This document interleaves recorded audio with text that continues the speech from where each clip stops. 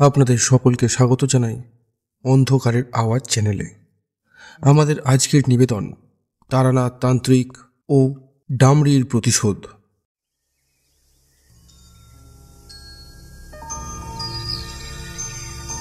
তারানাথের কাছে গল্প শোনার আলাদা যে একটা অনুভূতি আছে তা ভাষায় বোঝানো সম্ভব নয়।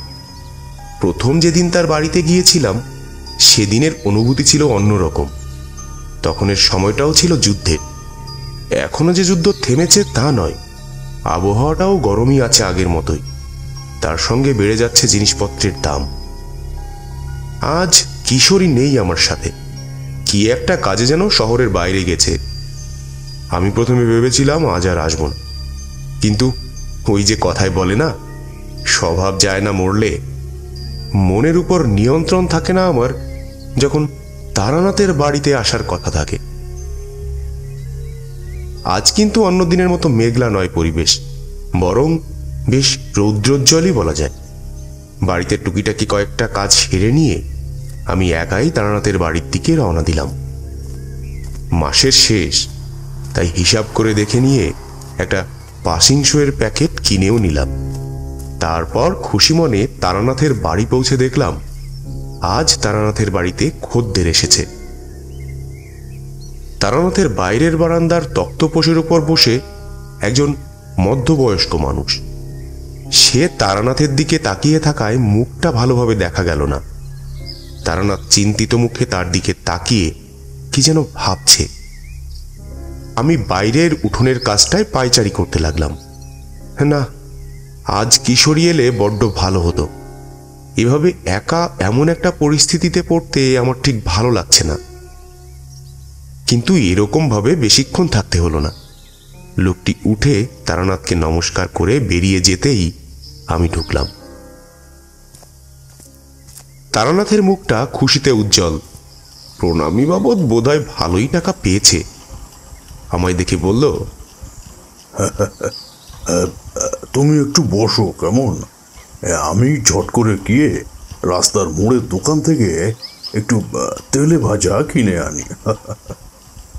আমি তাকে বারণ করতেই পারতাম, কিংবা বলতেই পারতাম, আরে রাখুন তো, ও আপনার কাজে লাগবে।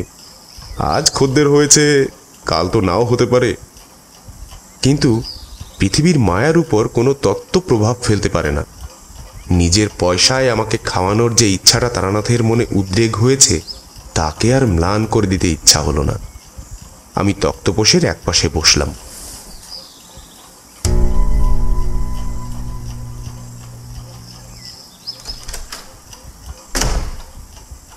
তারানাথ তেলে ভাজা নিয়ে ফিরে আসতেই আমরা সেগুলো সদ্ব্যবহার করতে করতে কথা বলতে শুরু করলাম। আমি একটা ডালের বড়ায় একটা কামড় দিতেই তারানাথ প্রশ্ন করল, কিশোরী এলো না? না, ও কি একটা কাজে বর্ধমান গেছে। কিশোরী এক অদ্ভুত মানুষ, অলৌকিক তত্ত্বের কথা কিছুতেই মানবে না, বিশ্বাসও করবে না, অথচ শুনবে গভীর মনোযোগ দিয়ে। এরা হলো খুব ভালো শ্রোতা। এরা সব কিছু মানবে না, কিন্তু তাদের মতো সুন্দর করে আর অন্য কেউ শুনবেও না সেসব কথা। সত্যি কিশোরী না এলে গল্পের আমেজ ঠিক জমে না। তবুও বললাম, সে তো সত্যি কিশোরী আপনার একজন গুণমুগ্ধ শ্রোতা, আর আপনার জীবনে এত আশ্চর্য সব কাহিনী আছে যে কেউ অবাক হয়ে শুনতে বাধ্য হবে। ঠিক এমন সময় বাইরের দরজায় ঠক ঠক আওয়াজ হলো। আমি উঠে গিয়ে দরজা খুলেই অবাক যতটা হলাম তার চেয়ে আনন্দিত হলাম বেশি। কিশোরী হাস্যবদনে দাঁড়িয়ে আছে। ভেতরে ঢুকতে ঢুকতে কিশোরী বলল, কাজ হয়ে গেল, তাই আজই ফিরেছি। তারপর ভাবলাম বিকেলটা তারানাথের সঙ্গ পেলে মন্দ হয় না, আর তোমারও তো ছুটি, তাই তোমার বাড়িতে গিয়েছিলাম। শুনলাম তুমি বেরিয়েছ, আর বুঝতে বাকি রইল না এরকম দিনে কোথায় যেতে পারো। কিশোরীকে দেখে তারানাথের মুখেও এক আনন্দের আভাস ফুটে উঠেছে। আরে এই যে কিশোরী, দেখো দেখো, ঠোঁয়া এখনো তোমার জন্য দুটো তেলে ভাজা পড়ে আছে। কপালে থাকলে কে খণ্ডায়। কিন্তু ঠাকুরমশাই, আমি তো তেলে ভাজা নিয়ে এলাম। তেলে ভাজার ঠোঙাটা নামিয়ে রাখতে রাখতে কিশোরী বলল, কিন্তু এতক্ষণ কি নিয়ে আলোচনা হচ্ছিল শুনি? দেরি করে ফেললাম না তো? আরে না না, এই বিভূতি বলছিল আমার জীবনে ঘটা সব আশ্চর্য ঘটনা যে কেউ অবাক হয়ে শুনতে বাধ্য। তা বটে। তারানাথ তার কথায় গ্রাহ্য না করে আমার দিকে তাকালো। তার দৃষ্টিটা অন্যরকম। তারপর বলল, তুমি এইমাত্র যে কথাগুলো বললে, ঠিক শেষের এই কথাগুলোই আরেকজন বলেছিল অনেক দিন আগে। আমিও তার কথাই ভাবলাম, আর তুমিও বললে। একে তোমরা কাকতালীয় ব্যাপার বলে চালিয়ে গেলেও এ যে আসলে এক ধরনের যোগ। হ্যাঁ, পূর্ব নির্ধারিত এক সময়ের হিসেব, যা সঠিক সময়ই হবে। মানুষ বোকার মতো তা অস্বীকার করে, কিন্তু জীবন থেকে মৃত্যু পর্যন্ত পুরোটাই থাকে আগে থেকেই ঠিক করা। কে ছিল সে ঠাকুরমশাই? তার নাম ছিল নরেন্দ্র। জীবনে অনেক মানুষের সাথে আমার পরিচয় হয়েছে। তাদের মধ্যেই তার কথা মনে থেকে যাওয়ার কারণ হলো তার ব্যবহার। এমন অমায়িক আর সুন্দর তার ব্যবহার যে যে কোনো মানুষ তার ব্যক্তিত্বে প্রভাবিত হতে বাধ্য। তবে ওই যে বললাম, সব পূর্ব নির্ধারিত। তাই এক ভয়ঙ্কর বিপদের হাত থেকে তাকে আমি বাঁচাতে পারিনি। সে কথাই আজ তাহলে বলুন না। তারানাথ কিছুক্ষণ চুপ করে বসে বাইরের দিকে তাকিয়ে রইল। বাইরে এতক্ষণ রোদ ছিল, সামান্য আগেই মেঘলা হয়ে এসেছে। আবছা একটা কালো অন্ধকার তারানাথের উঠোনটার উপর পড়েছে। মৃদু হাওয়ায় দরজার পাশে ঝোলানো বোর্ডটা দুলছে। তারানাথের সামনে আমি পাসিংসুয়ের প্যাকেটটা রাখতেই সেটা থেকে একটা সিগারেট তুলে নিয়ে দেশলাই দিয়ে সেটাকে জ্বালালো। তারপর বলতে শুরু করলো, তার কথা না হয় তোমায় অন্য একদিন বলবো। সে কথাটা ভাবতে গিয়েই অন্য একটা কথা আমার মনে পড়ল। আমার তান্ত্রিক জীবনে অনেকের সাথেই আমার পরিচয় হয়েছে।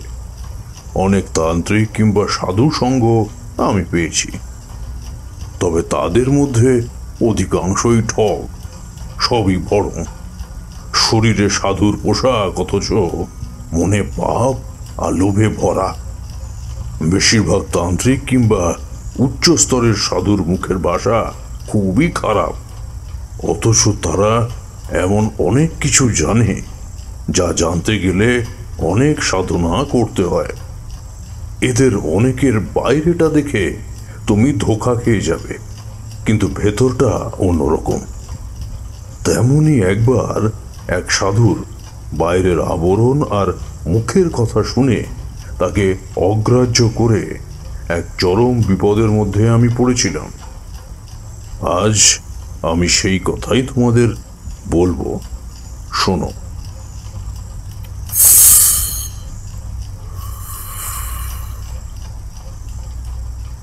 সে অনেক দিন আগেকার কথা। আমি তখন যুবক। সেবার চারিদিকে ভয়ানক প্লাবন দেখা দিয়েছে। প্লাবনের কবলে পড়ে ভেসে গেছে অনেক গ্রাম। সেখানে শুধু জমা জলের মাঝে দেখা যায় বড় বড় গাছপালা আর মানুষের ছেড়ে যাওয়া বাড়িঘরের ওই ওপরের টুকুই। নদী, নালা, পুকুর সব ভরে গিয়ে নিজেদের জায়গা বাড়িয়ে নিয়েছে গ্রামের মাঠ আর খেতে। সদ্য পেকে যাওয়া মাঠ ভর্তি সোনালি ধানের রাজস্বটুকু চাপা পড়ে গেছে প্লাবনের করাল গ্রাসে। যে গ্রামগুলো বন্যার কবল থেকে বেঁচে আছে বা সেখানে জল শুকোতে শুরু করেছে, সেখানকার মাঠে কাতারে কাতারে মানুষ আকাশের দিকে চোখ কান পেতে অপেক্ষা থাকে কখন আসবে গভর্নমেন্টের রিলিফ। আকাশ থেকে ছোড়া খাবারের অধিকাংশ অনেক সময় হারিয়ে যায় জলের তোড়ে, এমন স্থানে গিয়ে পড়ে যেখান থেকে তা উদ্ধার করা অসম্ভব। যেটুকু হাতে পাওয়া যায় তা ওই কাকশকুনের মতো কাড়াকাড়ি করেও এক বেলার মতো পেট শান্ত হয়। তারপর আবার প্রতীক্ষা 1 সপ্তাহ। প্লাবনে যত না মানুষ মারা যায় তার থেকেও বেশি মারা যায় খাদ্যের অভাবে, অখাদ্য কুখাদ্য ইত্যাদি খেয়ে। এমন তখন বাংলার বেশিরভাগ গ্রামের অবস্থা। সেই সময় আমি গিয়ে পৌঁছলাম সুন্দরবনের কাছের একটি গ্রামে। গ্রামের নামটা ঠিক মনে নেই, তবে বেশ বড় গ্রাম। কয়েকদিন আগে থেকে পথ চলতে শুরু করেছিলাম। মনের মধ্যে ইচ্ছা ছিল এবার যদি সুযোগ পাই তাহলে সব সাধনা করব আবার। আগের বারের অর্ধেক রেখে আসা কাজটা এবার নতুন করে শুরু করব। আগের গ্রামেই একজনের বাড়িতে রাত্রিবাস করেছিলাম। সেখানেই জানতে পারি সামনের গ্রামের আগেই একটা শ্মশান রয়েছে। তখনই ঠিক করেছিলাম যদি সঠিক মুহূর্ত আর নিখুঁত মৃতদেহ পাওয়া যায় তাহলে এবার সব সাধনার চেষ্টা করা যায়। সেই মতো পরের গ্রামের কাছে পৌঁছেই গেলাম শ্মশানে। শ্মশানটা বেশ বড়। নদীর ধারে এই শ্মশানে বোধহয় মরা খুব কমই আসে। চারিদিক নিস্তব্ধ আর জনশূন্য, এই দিনের বেলাতেও। কারণটা অবশ্য পরে জেনেছিলাম। আমি মনে মনে খুশি হলাম। এমন একটা জায়গায় তো সাধনার পক্ষে উপযুক্ত হতে পারে। শ্মশানের ডান ধারে একটা বড় গাছ আছে। সেদিকটা লক্ষ্য করে এগিয়ে যেতে যেতে দেখলাম, হ্যাঁ, যা ভেবেছি তা কিন্তু সত্যি নয়। শ্মশানের জমিটা একটু উঁচু। তার থেকে 1 ধাপ নিচে নদীর ধার দিয়েও অনেকটা ফাঁকা জায়গা রয়েছে, যেখানে একটা ঝুপড়ি মতো বানানো। আমি সেদিকে এগিয়ে যেতে ভাবলাম তাহলে আমি একা নই, এখানে অন্য কেউও আছে। যত এগিয়ে যাই ততই ভাবি এই হয়তো কাউকে দেখব। অথচ ঝুপড়ির একদম সামনে গিয়েও যখন কাউকে দেখতে পেলাম না, তখন আমি কিছুটা হতাশই হলাম। সারা দুপুর শ্মশানের এ প্রান্ত ও প্রান্ত ঘুরে বেড়ালাম। ভেবেছিলাম যে এই ঝুপড়িতে থাকে সে হয়তো কোনো কাজে অন্যত্র গেছে, আবার ফিরে আসবে।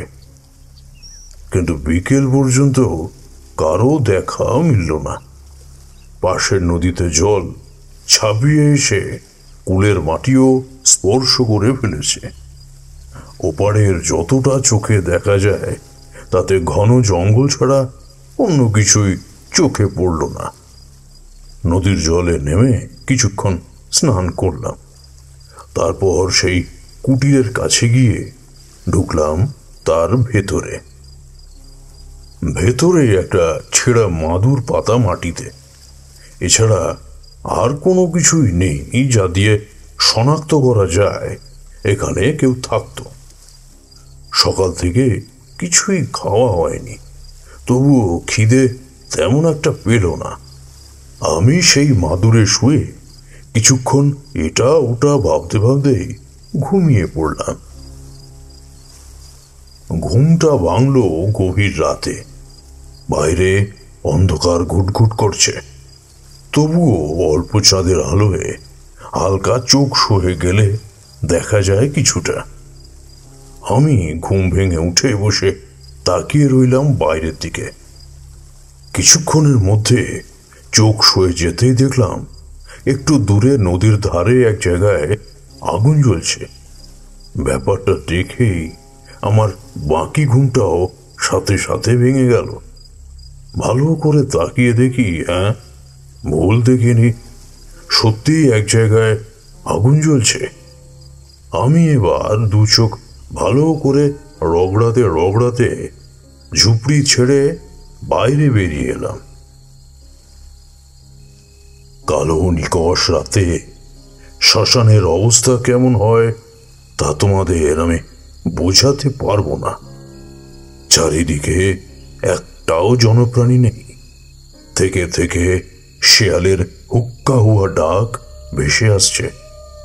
কোথায় যেন একদল ঝিঁঝি পোকা গানের আসর বসিয়ে এক সুরে গান গাইছে। আকাশের কোণ থেকে আসা চাঁদের আলোটা একটু আলো ছড়াচ্ছে ঠিকই, কিন্তু তা দিয়ে বেশি দূর পর্যন্ত দেখা যায় না। নদীর বয়ে যাওয়া জলের শব্দ কানে আসে। বড় গাছটার ঝুড়ি বেয়ে উপরে উঠতে গিয়ে কি যেন একটা সরীসৃপ প্রাণী একবার ডেকে উঠল, টর টর। আমার কিন্তু প্রকৃতি কিংবা শব্দের দিকে লক্ষ্য নেই। আমার লক্ষ্য শ্মশানের অন্য পাশে নদীর তট ঘেঁষে জ্বলতে থাকা ওই আগুনের দিকে। দূর থেকে হলেও স্পষ্ট বুঝতে পারছি কেউ যেন আগুনের সামনে বসে আছে। দূর থেকে একটা ছায়া ছায়া মতো। আমি তার দিকে এগোবো বলে যেই না দুপা এগিয়েছি, অমনি আমার কানে এলো একটা হাসির শব্দ।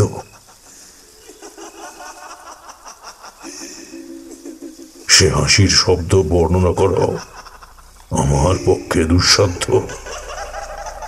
শ্মশানের নিস্তব্ধতার রেশ কাটিয়ে একটা মেইলি স্বরের খিলখিলিয়ে হাসি সারা শ্মশানটাকে ঘুম থেকে জাগিয়ে তুলল যেন। এক পাও সামনে এগোতে আমি পারলাম না। প্রাণপণে নিজেকে সামনে এগিয়ে নিয়ে যেতে চাইলাম, কারণ ততক্ষণে সেই আগুনের সামনে আমি আরো একটা মূর্তিকে দেখেছি। তবে তা এতটাই দূর থেকে যে তা পুরুষ না নারী তা বোঝা সম্ভব নয়, কিন্তু তার উচ্চতা যে সাধারণ কোনো মানুষের প্রায় দ্বিগুণ তা বুঝতে আমার একটুও অসুবিধা হলো না। আমি প্রাণপণে সেদিকে যাওয়ার চেষ্টা করতে লাগলাম, কিন্তু এক পাও নড়তে পারলাম না সেই জায়গা থেকে। যেন মাটির সাথে কেউ আমার পাটা বেঁধে রেখেছে। তার মধ্যে আবার শুনতে পেলাম সেই হাসি, এবারে আগের থেকেও তীব্র আর জোরে। যেন আমার কানের মধ্যে বাজছে সেই হাসি। আমার মাথার ভেতর সেই ভয়ঙ্কর হাসির রেশ থেকে যাচ্ছে। আমি স্থাণুর মতো দাঁড়িয়ে রইলাম। স্পষ্ট দেখতে পেলাম আগুনের সামনে থেকে সেই মূর্তিটা এবার আর নেই। তার বদলে আরেকটা মূর্তি আমার দিকে এগিয়ে আসছে। আমি নিজের শরীরের উপর নিয়ন্ত্রণ ফিরে পেলাম। এবার আমি সামনের দিকে এগিয়ে যাওয়ার চেষ্টা আর করলাম না। কেন জানি না মনে হলো যে আসছে সে আমার কাছেই আসছে, আমার দিকেই আসছে। প্রায় মিনিট খানেকেরও বেশি পরে আমার সামনে এসে যে দাঁড়ালো তাকে দেখে সাধারণ যে কোনো মানুষের বুক কেঁপে উঠবে। কিন্তু জীবনে আমি অনেক বীভৎস আর ভয়ানক ঘটনার সম্মুখীন হয়েছি। এমন অনেক তান্ত্রিক কিংবা সাধকের সাথে মরণপণ লড়াইতে নেমেছি যারা ছিল অতি ভয়ঙ্কর। কিন্তু সেই মুহূর্তে সেই একাকী শ্মশানে রাতের অন্ধকারে এরকম একজনকে দেখে সত্যি কেমন যেন করে উঠেছিল আমার শরীরটা। সেই মূর্তি লম্বায় প্রায় 6 ফুটের বেশি হবে। গায়ের রং যে কালো তা অন্ধকারে না বুঝলেও পরে বুঝেছিলাম। গা থেকে একটা মোটকা জঙ্গুলে গন্ধ আসছে। মাথার চুল হাওয়ায় সাপের ফনার মতো উঠছে। আর সবচেয়ে বড় কথা হলো তার চোখ দুটো। ওই অন্ধকারেও সে যখন আমার সামনে এসে দাঁড়ালো আমি স্পষ্ট দেখতে পেলাম তার চোখ দুটো যেন জ্বলছে। আমি তার দিকে তাকিয়ে আছি। এমন সময় সে বাজখাই গলায় চেঁচিয়ে বলে উঠল, কে তুই? এখানে কেন এসেছিস? আমি তার কথার উত্তরে প্রথমে কিছু বলতে না পেরে চুপ করে রইলাম। আসলে আমি নিজেও বুঝতে পারছিলাম না যে আমার সাথে হচ্ছেটা কি। খারাপ অবস্থায় আমি এর আগেও পড়েছি, কিন্তু এমনটা তো কখনোই হয়নি। যেন আমার বুদ্ধি, আমার সাধনা, আমার শরীর সব কিছুই আমি আমার জন্য ব্যবহার করতে পারছি না। একটা অদৃশ্য কিছু যেন সবটাকেই নিয়ন্ত্রণ করে যাচ্ছে নিজের মতো করেই। আবারও সে বাজখাই গলায় বলল, কিরে, কে তুই? নাম কি তোর? এবারে আমি কথা বলার শক্তি ফিরে পেলাম যেন। শান্ত স্বরে বললাম, আমি তারানাথ। সে আবার সেই স্বরেই বলল, এখানে এসেছিস কেন?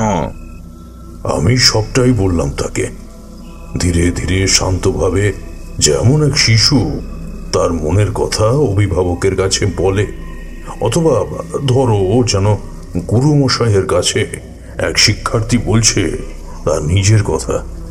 সেই কথায় আস্ফালন নেই, জোর নেই, নেই কোনো আড়ম্বরতা। মনের কোণ থেকে কথাগুলো যেন নিজের অজান্তেই একসাথে বেরিয়ে এলো শব্দ হয়ে। সবটা শুনল সে। তারপর আমার একটা হাত ধরে টানতে টানতে আমায় সেই ঝুপড়ির কাছে নিয়ে গেল। তারপর আগের মতোই বাজখাই গলায় বলল, সূর্যের আলো না ফোটা পর্যন্ত এই ঘরের বাইরে পা রাখবি না। রাখলে তোকে কেউ আর বাঁচাতে পারবে না। আশ্চর্যের বিষয় হলো, এমন একটা সোজা সাপটা হুমকির পরেও আমি কিন্তু নির্লিপ্তই রইলাম। শুধু তাই নয়, অবাক হয়ে দেখলাম আমি কখন যেন সেই ঝুপড়ির ভেতরে গিয়ে বসেছি। বাইরে দেখি সে তখন দূরের সেই আগুনের দিকে এগিয়ে যাচ্ছে। তারানাথ থামল। আমি অবাক হয়ে তার মুখের দিকে তাকালাম। তারানাথের কাছে আগেও অনেক তান্ত্রিকের কথা শুনেছি। অনেক ভয়াল পরিস্থিতিতেও তারানাথকে শক্ত মনে সমস্যার সমাধান খুঁজে বার করতে শুনেছি, কিন্তু আজ একই শুনছি। তারানাথ থামতেই কিশোরী প্রশ্ন করল, কিন্তু কি হয়েছিল আপনার? এমন অবস্থার মধ্যে আপনার বুদ্ধি আর তন্ত্রশক্তি অসাড় হয়ে গেল। তারানাথ হাসল, তারপর বলল, সারা রাত ধরে সেই ঝুপড়ির ঘরে বসে আমি সেই কথাই ভেবে গেছি যে কেই নেই, কি তার ক্ষমতা যে তার সামনে আমার সমস্ত কিছু এমন অসাড় হয়ে যাচ্ছিল। উত্তরটা পেয়েছিলাম সূর্য ওঠার মাত্র কিছুক্ষণ আগে। অনেক সময় আমাদের থেকে বেশি শক্তিধর মানুষের সামনে আমরা নেহাত দুর্বল হয়ে যাই। তাদের শক্তি আমাদের থেকে বেশি হয় বলেই এটা হয়। সাধারণ মানুষের ক্ষেত্রে তাও আর একটা রাস্তা থাকে, সেটা বুদ্ধি। কিন্তু তন্ত্র কিংবা সাধনার ক্ষেত্রে উচ্চ স্তরের সাধকরা বুদ্ধি বা দৈহিক শক্তি কিংবা ধরো তন্ত্র শক্তি, এই সবেতেই দুর্বলকে সম্মোহিত করতে পারে। সেই রাতে শ্মশানের মাঝে একা দাঁড়িয়ে আমি সেই সাধকের কাছে তেমনই সম্মোহিত হয়েছিলাম। তাই আমার বুদ্ধি কিংবা তন্ত্রশক্তি কিছুই কাজে আসেনি। সকালে রোদ উঠলে বাইরে বেরিয়ে এলাম। আগের দিন রাত্রের মতো এখন আর মন কিংবা শরীরে কোনো জড়তা আমি অনুভব করলাম না। বাইরে আসতেই পাখির ডাক আর মিঠে রোদের আমেজ আগের রাত্রের সেই অদ্ভুত অভিজ্ঞতার রেশ মন থেকে মুছে দিল এক নিমেষেই। আমি হাঁটতে হাঁটতে পৌঁছে গেলাম নদীর ধারের সেখানটায়, যেখানে কাল রাত্রে আগুন জ্বলতে দেখেছিলাম। কিন্তু সেখানে মাটি ছাড়া আর কিছুই দেখলাম না। আগুনে পোড়া কাঠ কয়লা কিংবা অন্য কোনো রকম চিহ্ন সেখানে নেই, যা দিয়ে নিজের চোখকে বিশ্বাস করানো যায় কাল রাত্রে আমি যা যা দেখেছি তা মিথ্যে নয়। একবার আমার মনে হলো আমি যা দেখেছি তা সব স্বপ্ন নয় তো। হতেই পারে আমার অবচেতন মনের কোনো কোণায় জমে থাকা পুরনো কোনো স্মৃতি অন্য আকার নিয়ে উঠে এসেছিল। কিন্তু স্বপ্ন কি এমন হয়? স্বপ্ন কি এতটাই সত্যির মতো হতে পারে? যতই বারবার বোঝাতে চাই না কেন নিজেকে যে এ স্বপ্ন ছিল, সত্যি নয়। সত্যি হলে তো এখানে মাটির উপর এমন কোনো একটা সত্যিকারের চিহ্ন থাকতো যা দিয়ে নিজেকে বোঝানো যাবে যে এটা সত্যি। কিন্তু সবই বৃথা। সারাটা দিন এভাবেই কেটে গেল। দুপুরে নদীর জলে স্নান করে শুয়ে রইলাম সেই ঝুপড়ির ঘরেতেই। বিকেলের দিকে উঠে গিয়ে নদীর পাড়ে বসলাম। কত কিছুই না ভেসে আসে নদীর জলে। একটা মরা গরুকেও ভেসে যেতে দেখলাম। নদীর ধারে বসে জলের দিকে তাকিয়ে চিন্তা করতে লাগলাম, আমার এই জীবনের শেষ ঠিক কোথায়? যতবার যত সাধুর সাথে দেখা হয়েছে সবাই বলেছে আমার জীবনে কখনোই সাধনা একভাবে হবে না। যদি তাই হয় তাহলে ঘরের শান্তিতে থাকতে আমার এই বিদ্রোহ কেন? বারবার এত বিপদের মধ্যে পড়েও আমি ছুটে আসতে চাই অনিশ্চিতের পথে কিসের টানে? এইসবই ভাবছি, এমন সময় দেখি একটা 12-13 বছরের মেয়ে গ্রামের রাস্তা বেরিয়ে শ্মশানের দিকে আসছে। আমি প্রথমে অবাক হয়ে গেলাম। আজ 2 দিন হলো এখানে আছি। যদি কালকের দেখা ঘটনা স্বপ্ন না হয় তাহলে একমাত্র ওই সাধুকে ছাড়া আর কাউকেই আমি এ পথে আসতে দেখিনি। তাহলে এই মেয়েটি এলো কোথা থেকে? আমি কিছু বুঝে ওঠার আগেই সেই বাচ্চা মেয়েটি খিলখিলিয়ে হেসে উঠল। সে আমায় দেখেনি, আমি নিশ্চিত, কারণ সে আমার দিকে একবারও তাকায়নি। আমি একভাবে তাকে লক্ষ্য করতে লাগলাম। এদিকে সন্ধ্যা সবে নামতে শুরু করেছে। মেয়েটা শ্মশানের এ প্রান্ত থেকে ও প্রান্ত লাফিয়ে বেড়াতে লাগলো, যেন নিজের বাড়ির আঙিনায় খেলে বেড়াচ্ছে। সেভাবেই ঘুরতে লাগলো গোটা শ্মশান জুড়ে। মাঝে মাঝে সে খিলখিলিয়ে হাসে। তার পরনে একটা লাল পেড়ে সাদা শাড়ি, পায়ে বোধহয় আলতা পড়েছে, কপালে একটা ছোট্ট লাল টিপ, মাথার লম্বা চুলগুলো হাওয়ায় উঠছে। আমি তাকে দেখছি, দেখেই চলেছি। একবার ভাবলাম ডেকে বলি, কোথা থেকে এসেছো তুমি? কি নাম তোমার? কিন্তু তার করতে ইচ্ছা হলো না। আগেই বলেছি শ্মশানের জমিটা নদীর তট থেকে খানিকটা উঁচুতে, তাই সে আমায় দেখতে পায়নি একবারও। কিন্তু আমি তাকে দেখছি। ধীরে ধীরে সন্ধে নেমে আসছে গভীর হয়ে। আমি তার দিকেই তাকিয়ে আছি। হঠাৎ দেখি আমার ঝুপড়ির দিকে সে নেমে যাচ্ছে। একটু দুলকি চালিয়ে গিয়ে বাকিটুকু প্রায় দৌড়ে সে চলে গেল সেদিকে। তারপর ঢুকে পড়ল ঝুপড়ির ভিতর। আমি চুপচাপ বসে দেখতে থাকলাম কখন সে বাইরে আসে। কিন্তু কিছুক্ষণ কেটে যাওয়ার পরেও যখন তাকে বাইরে বেরিয়ে আসতে দেখলাম না, তখন কেমন যেন সন্দেহ হলো আমার। আমি তাড়াতাড়ি উঠে নদীর পাড় ছেড়ে এগিয়ে যাচ্ছি ঝুপড়ির দিকে।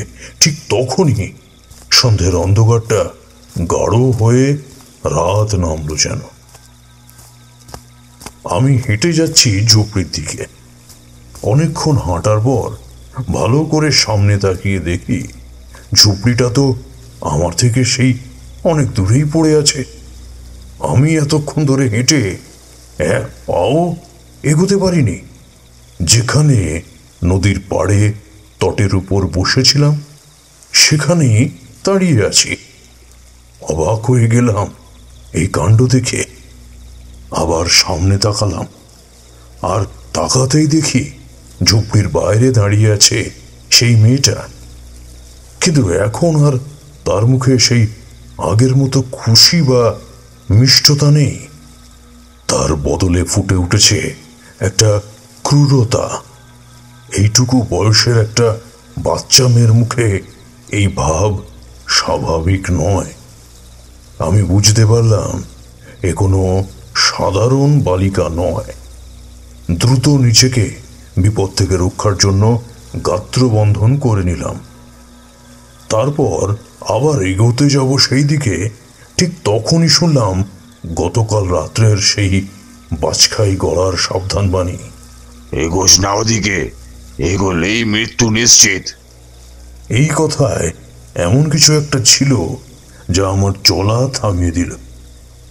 এ আদেশ নয়, এ সাবধান বাণী। এ অগ্রাহ্য করা ধৃষ্টতার সামিল।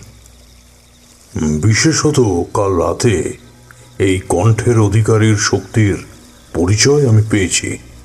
পিছন ঘুরে দেখি, হ্যাঁ, সেই সাধু দাঁড়িয়ে, ডান হাত সামনের দিকে বাড়িয়ে বিড়বিড় করে কি যেন মন্ত্র পড়ছে। তার গায়ের কালো রং, জটা পাকানো চুল দাড়ি, ছাই ভস্য লাগা শরীর জানান দিয়ে যায় তার সিদ্ধ ক্ষমতার। আমি তার দিক থেকে মুখ ফিরিয়ে দেখি ঝুপড়ির সামনে থেকে সেই বাচ্চা মেয়েটি তখন উধাও হয়েছে। কিছুক্ষণ পর সাধু বাবা চোখ খুলে ধীরে ধীরে আমার দিকে এগিয়ে এলেন। তার হাতে ধরা একটা কাঠের লাঠি, হাতে গুচ্ছের রুদ্রাক্ষের মালা, গলাতেও আরো কিছুটা মালা। আমার একদম কাছে এসে তিনি বললেন, তুই চলে যা এখান থেকে, চলে যা, আর আসিস না এখানে। আর না এলেই বিপদ আছে। আমি আজ আর নিজের উপর নিয়ন্ত্রণ হারালাম না। বললাম, কিন্তু কেন কেন যাব আমি? আর ও কে? সাধু বললেন, ওরে মূর্খ, ও হলো ডামরি। ওর কাছাকাছি থাকা মানেই বিপদ। মুহূর্তে আমার মনে পড়ে গেল কাল রাতের দেখা দৃশ্যটা। কাল রাত্রে দেখা সেই দুজন মূর্তির একজন যে এই সাধক ছিল সে বিষয়ে আমি নিশ্চিত, আর দ্বিতীয় সেই লম্বা মূর্তি তাহলে ডামরির। যে শ্মশানে এই ডামরি থাকে সেখানে আর অন্য কোনো প্রেতাত্মা থাকতে পারে না। ভূত ডামর তন্ত্রে এই ডামরির কথা আমি শুনেছি। ডামর হলো এক ধরনের মায়াবী তন্ত্রের উচ্চ স্তরের প্রেত। ডামরিও সেই একই হলেও ডামরের চেয়ে ডামরির ক্ষমতা অনেক বেশি। আমি সাধুর কথায় অবাক হয়ে তাকালাম ঝুপড়ির দিকে। সেদিকটা তখন অন্ধকারে চাপা পড়ে আছে। সাধু আমায় আরো একবার সাবধান করে দিলেন। বললেন, এই শ্মশান ছেড়ে চলে যা, চলে যা এই শ্মশান ছেড়ে, না হলে তোর বিপদ আছে। তখন আমিও তোকে আর বাঁচাতে পারবো না। আমারও কেমন যেন জেদ চেপে গেল। আমি বললাম, আমি তো ওর কোনো ক্ষতি করছি না, ও আমার ক্ষতি করতে চাইবে কেন? আসলে আমি আশায় আপনার সাধনায় সমস্যা হচ্ছে, তাই না? আর তাই আপনি চাইছেন না আমি এখানে থাকি। দেখুন, একটা শপ পেলেই আমি চলে যাব, কিন্তু তার আগে নয়। দৃঢ় কণ্ঠে কথাগুলো বলেই আমি আর দাঁড়ালাম না, ঝুপড়ির দিকে এগিয়ে গেলাম। পিছন ফিরে দেখি সেই সাধু তখনও সেখানেই দাঁড়িয়ে আছে, আর তাকিয়ে আছে আমার দিকেই। তার দু চোখ দিয়ে যেন আগুন ঝরছে। তারানাথ থামল, একটু চুপ করে বসে সিগারেটের প্যাকেট তুলে নিয়ে একটা সিগারেট ধরালো। তারপর বলল, সেই ছিল আমার মস্ত ভুল।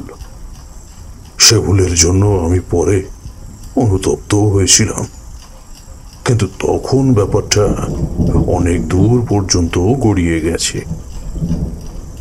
আমি তারানাথের দিকে তাকিয়ে রইলাম। বাইরে আবছা অন্ধকারটা এখন গাঢ় হয়ে এসেছে। একটু পরেই হয়তো বৃষ্টি নামবে, এটা তারই পূর্বাভাস। আমি তারানাথের দিকে তাকিয়ে বসে রইলাম চুপ করে।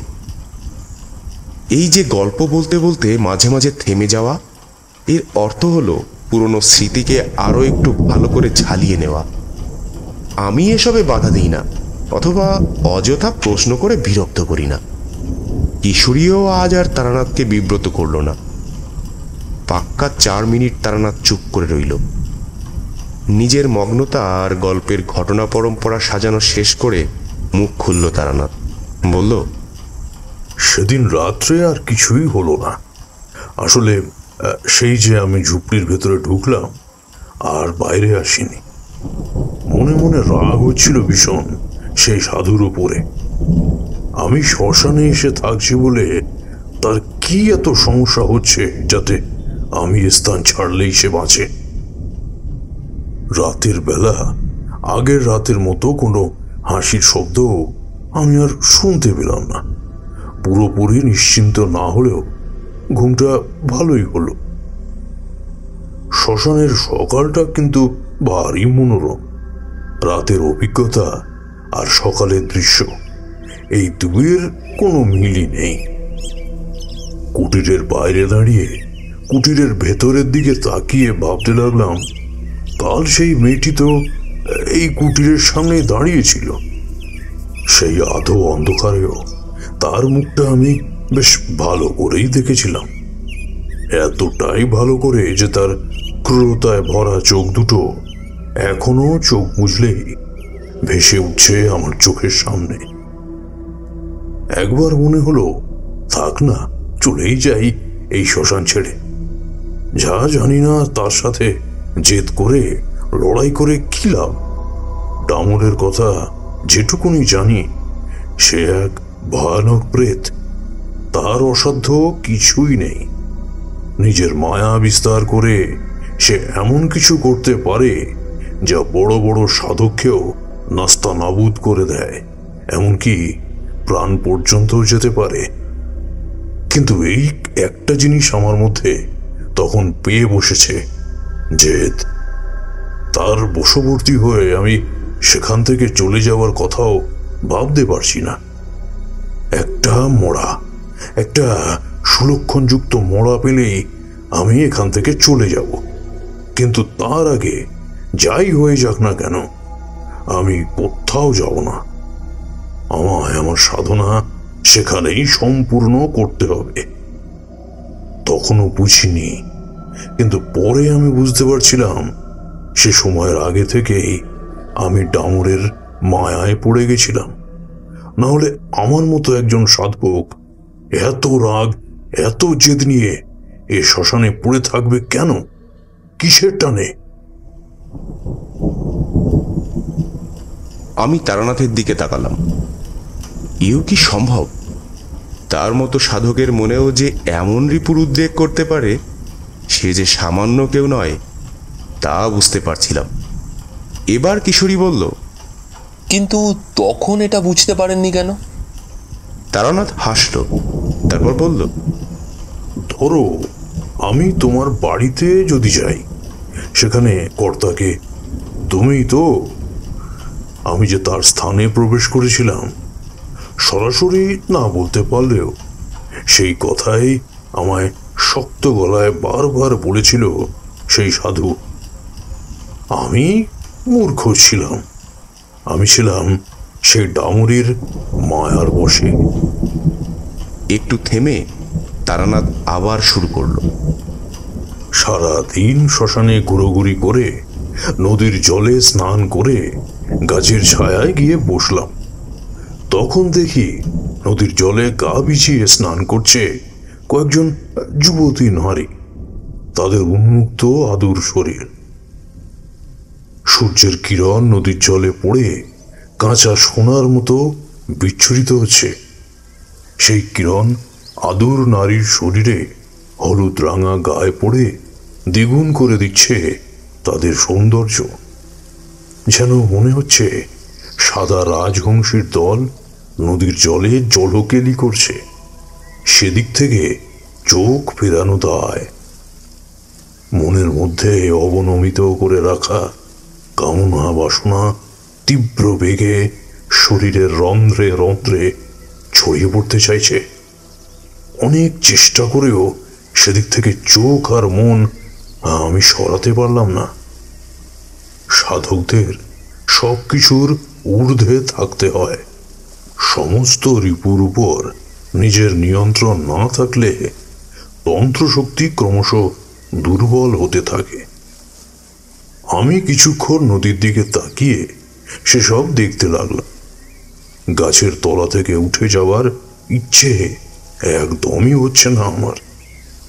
এই শ্মশানটাই আস্তে আস্তে মনের মধ্যে জায়গা করে নিচ্ছে। মনে হচ্ছে যেন এটাই আমার আসল জায়গা। এতদিন আমি যেখানে ছিলাম, যেখানে গেছি, যা করেছি সবই একটা খেলার ঘর মাত্র। সেগুলো পেরিয়ে আমার এখানে আসারই কথা ছিল। এই যে এখানে এখন আছি, এখানেই থেকে যাব। খাদ্য নিদ্রা সেসবের কোনো প্রয়োজন নেই। হ্যাঁ নেই। হ্যাঁ, আমি এখানেই বসে থাকব। এই শ্মশানকেই আমার ভবিতব্য বানিয়ে রোজ দেখব ওই রাজহংসীর মতো যুবতীদের। হ্যাঁ, আমি দেখব, রোজ দেখব। বসে বসে এসব ভাবছি, এমন সময় দেখি জলের মধ্যে থেকে যুবতীর দল উধাও হয়ে যাচ্ছে। ধীরে ধীরে উধাও হতে তারা একসময় মিলিয়ে গেল। শুধু নদীর জলে পড়ে রইল সামান্য ঢেউয়ের আলোড়ন। এবার হঠাৎ করেই আমার খুব গরম লাগতে শুরু করলো। এতক্ষণ ধরে যে গাছের তলায় বসে সেই দৃশ্য দেখতে দেখতে শরীর শিহরিত হচ্ছিল, এখন সেই গাছের তলায় যেন আগুনের মতো গরম হয়ে উঠল। অথচ আমি বসে আছি গাছের তলায়, গাছের ছায়ায়, তবুও এত গরম লাগছে কেন? আমার মাথায় কিছুতেই এই উত্তরটা এলো না। মনে হচ্ছে আমি বসে আছি একটা খোলা মাঠের মধ্যে। আমার চারিদিকে একটা নয়, 4-5টা সূর্য যেন একসাথে নিজের সমস্ত জোর দিয়ে রৌদ্র বর্ষণ করছে। মুহূর্তে ঘামে ভিজে উঠল আমার সারা শরীর আর পরনের কৌপিন। আমি ভেবে দেখলাম এখন ওই ঝুপড়ি ঘরে যাওয়াটাই শ্রেয়। এই ভেবে গাছের তলা থেকে বেরিয়ে ঝুপড়ির দিকে যেই পা বাড়িয়েছি, উহ, সাথে সাথেই মনে হলো গায়ে যেন ছ্যাঁকা লাগলো। ছায়ার ভিতর থেকে শরীরটা খোলা জায়গায় আসতেই গরম একটা অদৃশ্য কিছু যেন আমায় কামড়ে ধরল। ও অদ্ভুত শুনতে লাগলেও এটাই সত্যি। আমি একবার ভাবলাম গাছতলাতেই ফিরে যাই, কিন্তু পিছনে ঘুরে দেখি কোথায় গাছতলা?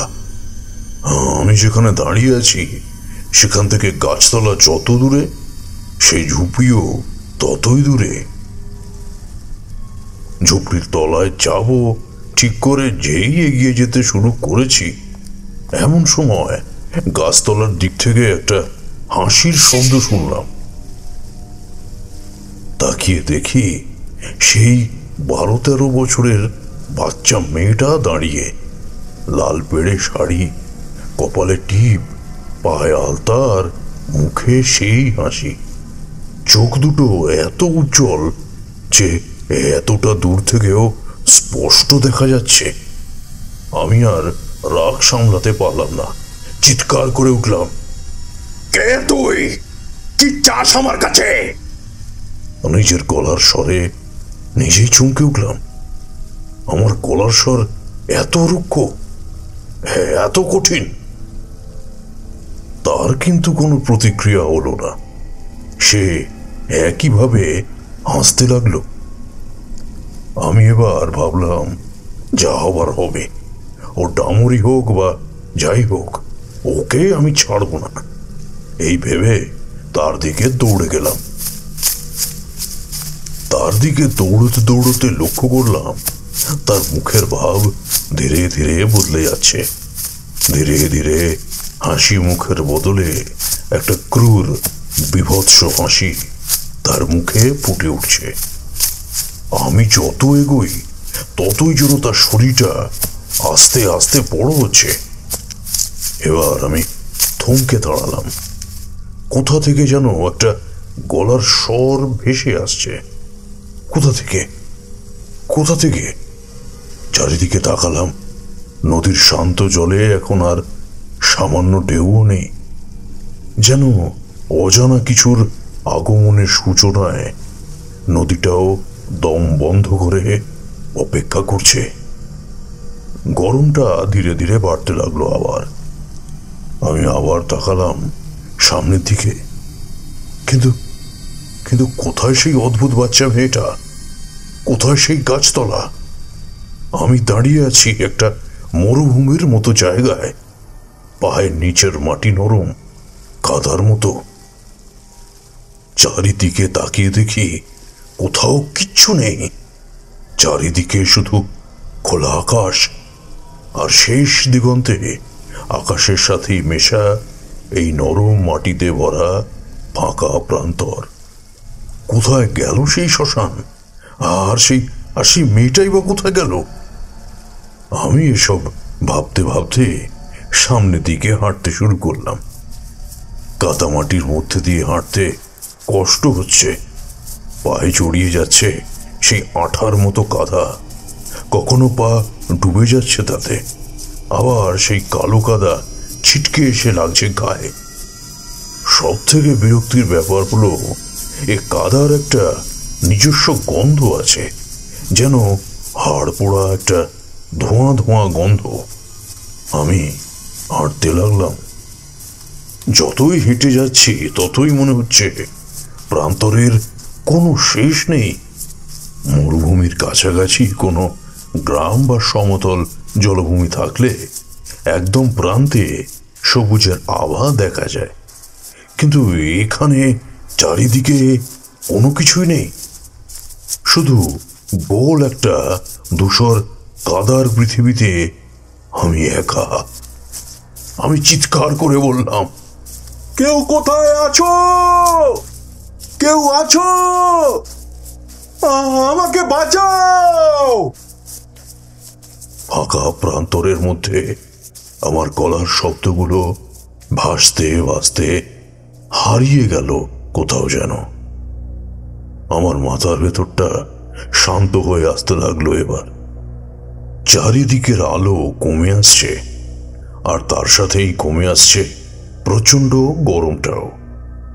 আমি অনুভব করতে লাগলাম গরম কমে গিয়ে এখন অল্প ঠান্ডা পড়তে শুরু করেছে। খুব আস্তে আস্তে ব্যাপারটা ঘটছে। ঠান্ডাটা আমার গলায় আর মুখে এসে ঝাপটা মারতে লাগলো।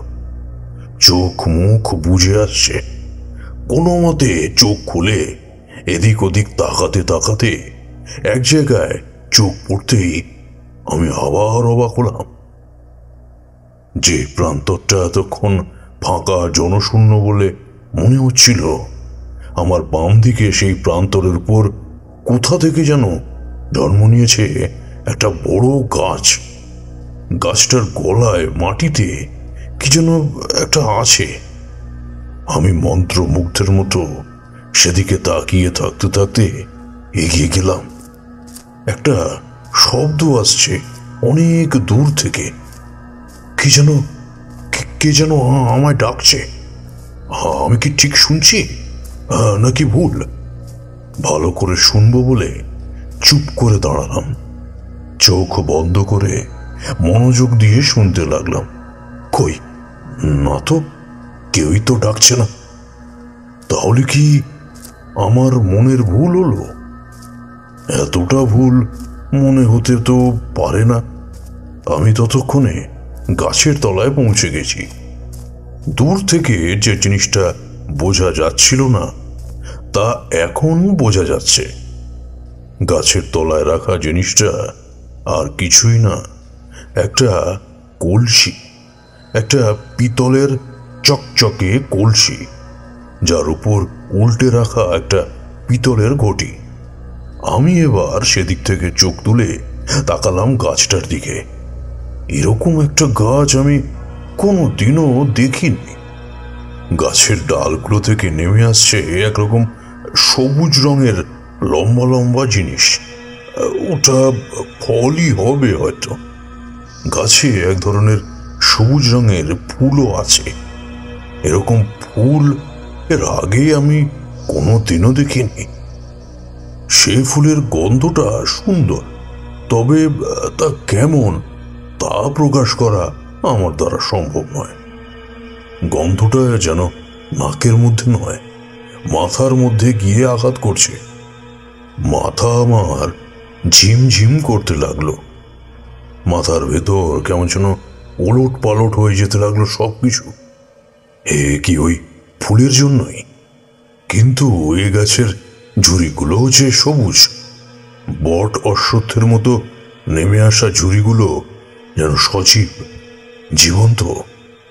এক কথায় বলা যায় পুরো গাছটায় এমন কিছু নেই যা দিয়ে গাছটাকে সবুজের সাথে আলাদা করা যায়।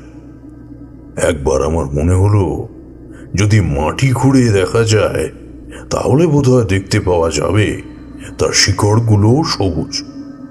আমি কলসিটার দিকে গিয়ে গেলাম। আবার মাথার ভেতর সেই ডাকটা শুনতে পেলাম, এবার অনেক তীব্র আর অনেক কাছে যেন। আমি দু হাতে কান চেপে বসে পড়লাম। কয়েক মুহূর্ত মাত্র মনের মধ্যে একটা দ্বন্দ্ব চলতে লাগলো যেন। একজন কেউ বলছে, তারানাথ এগিও না, আর ওই কলসিতে যা আছে তা তোমার জন্য নয়, আর এগিও না, দাঁড়াও।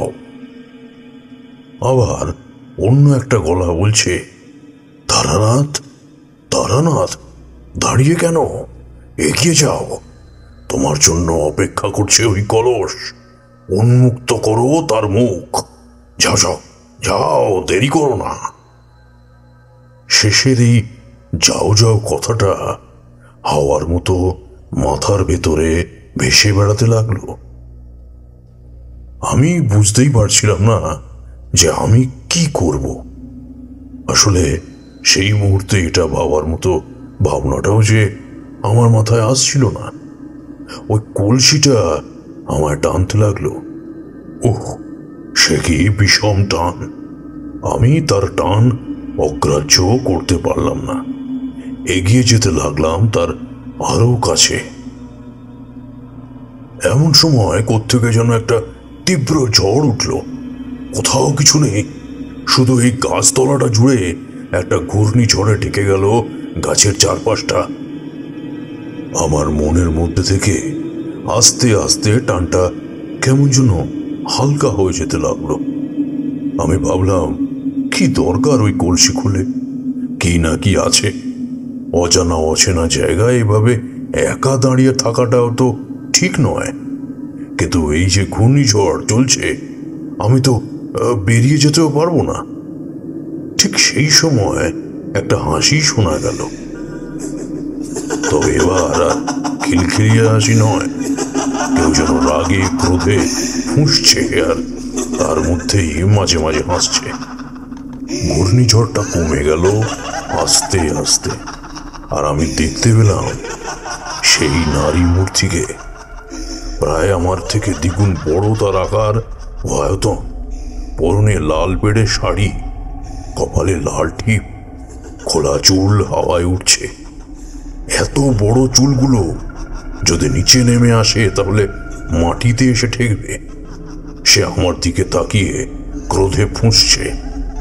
তার জ্বলন্ত দুই দৃষ্টি আমার দিকে তাকিয়ে গনগনে আগুনের মতো জ্বলছে। তার সারা শরীরে অন্য কোথাও ভয়ের কিছু নেই, শুধুমাত্র ওই চোখ দুটো ছাড়া। ওই চোখ দুটোই যথেষ্ট পরিমাণে ভীতি প্রদানের জন্যেই উপযুক্ত। আমি তার দিকে তাকিয়ে আছি, ভাবছি আমার কি করণীয়। তখনই আবার একটা ডাক শুনলাম, তারানাথ, এদিকে চলে এসো। আমি গলাটা চিনি, সেই সাধুর গলা। আমি পিছনে তাকিয়ে দেখি সেই সাধু ডান হাতে রুদ্রাক্ষ পেঁচিয়ে হাত তুলে এই দিকে সেই নারীর দিকে তাক করে বিড়বিড় করে মন্ত্র পড়ছে, আর আমায় বলছে, তারানাথ, এদিকে চলে এসো, তুমি ওর মায়ার বাধায় পড়েছ। আমি এই প্রথমবার তার চোখে ভয় দেখলাম, আর দেখলাম আমার জন্য তার একটা চিন্তার ভাব। আমি বুঝতে পারলাম দুপুর থেকে আমার সাথে এতক্ষণ যা যা ঘটে গেছে তা একটা মোহ, একটা সম্মোহন। আমি এবার সাধুর কথা শুনে পিছনের দিকে হাঁটতে যেতেই দেখি চোখের সামনে সেই সাধু হাওয়ায় মিলিয়ে যাচ্ছে ধীরে ধীরে। আমি তার দিকে যতই এগোই ততই দেখি সে আস্তে আস্তে আবছা হয়ে আসছে।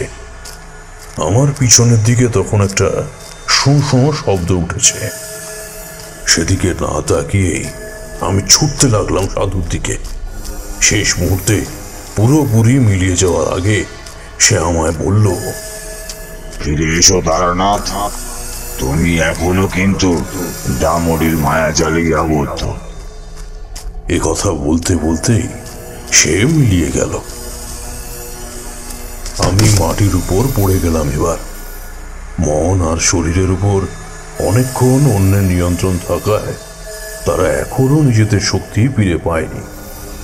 তাকিয়ে দেখলাম এক ভয়ানক দৃশ্য। শোঁ শোঁ শব্দ করে আমার দিকে এগিয়ে আসছে একটা কালো ঝড়, আর সেই ঝড়ের একদম মাথায় শূন্যে ভেসে ভেসে এগিয়ে আসছে সেই বাচ্চা মেয়েটি।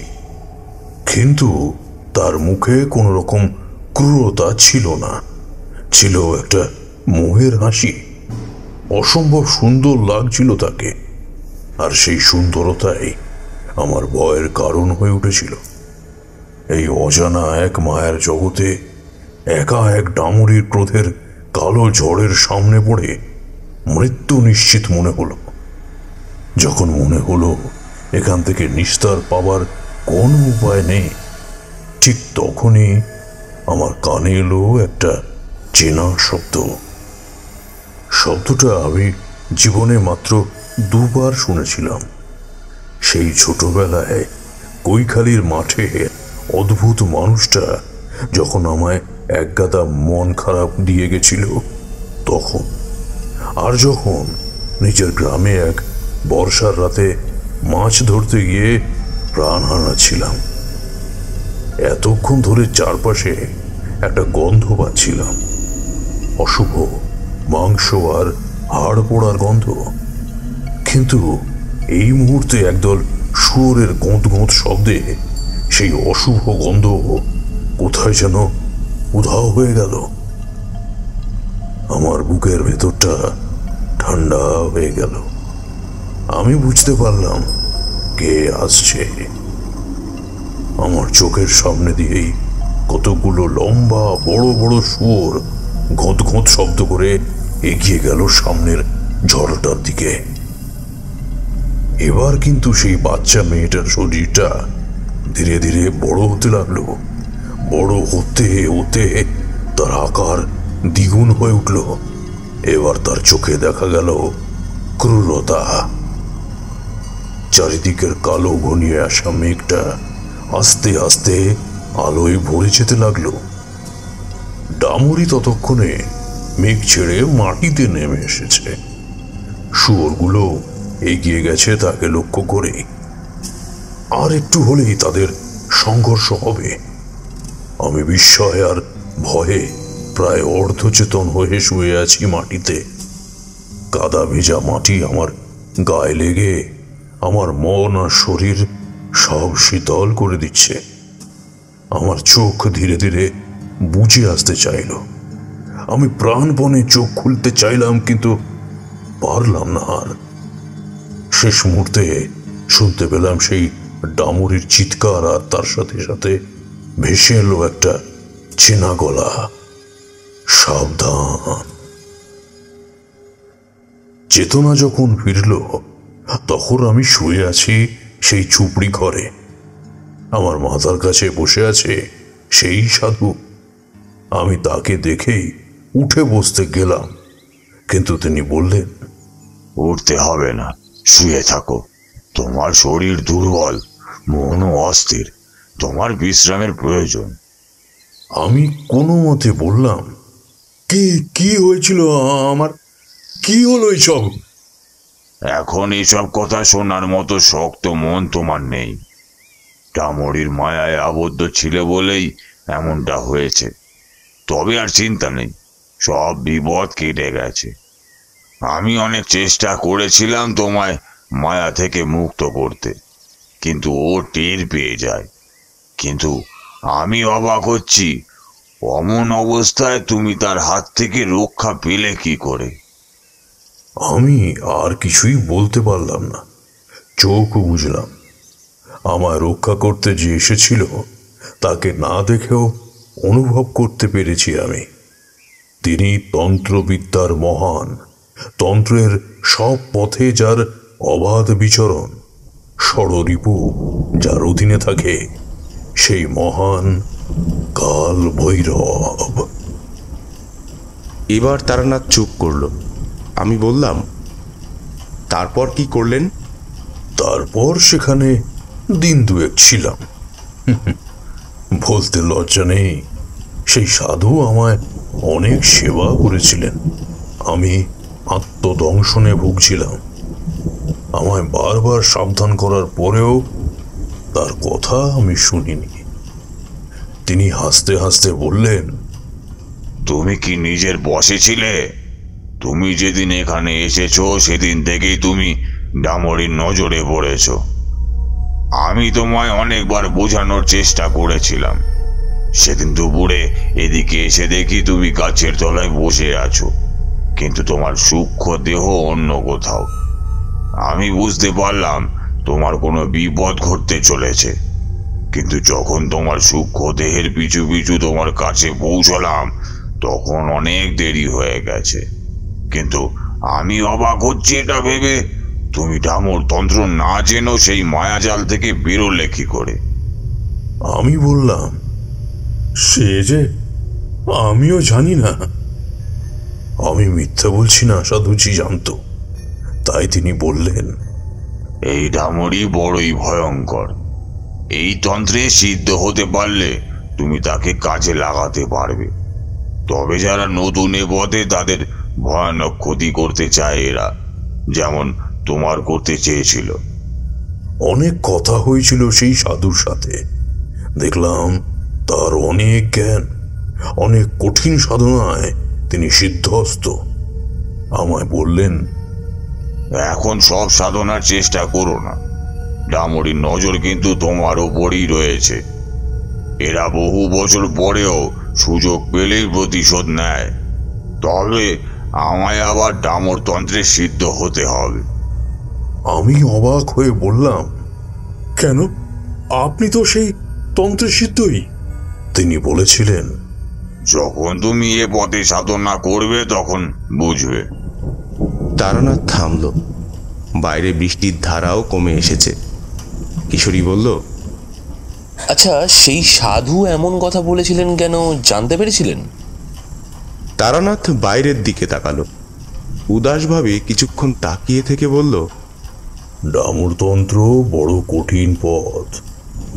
এই তন্ত্রে ডামর কিংবা ডামরির উপর নিয়ন্ত্রণ হলেও কিছু শর্ত থাকে। নিজের কাজ ব্যতীত অন্য কোনো ক্ষেত্রে ডামর বা ডামরির পথে বাধা হয়ে দাঁড়াতে পারে না সাধক। দাঁড়ালেই এতদিন ধরে অর্জিত ডামরতন্ত্রের সিদ্ধতা বা তাদের উপর নিয়ন্ত্রণ চলে যায়। সাধককে আবার নতুন করে শুরু করতে হয়। আমার জন্য সেই সাধু তার অর্জিত ক্ষমতা হারিয়েছিলেন। বড়ই আত্মদংশনে ভুগেছিলাম সে কথা জানার পর। সত্যি বড় ভুগেছিলাম। তারানাথ চুপ করে যায়। আমি কিছু বলতে পারি না, তবে সদ্য পড়া একটা গল্পের কথা মনে পড়ে যায় আমার। সেখানে একটা কথা ছিল, বিপদ মানুষ চেনায়, বিপদ ছোট বা বড় হোক, যে পাশে দাঁড়ায় সেই প্রকৃত বন্ধু। বাকিরা নামেই বন্ধু, শুধু ভেকধারী।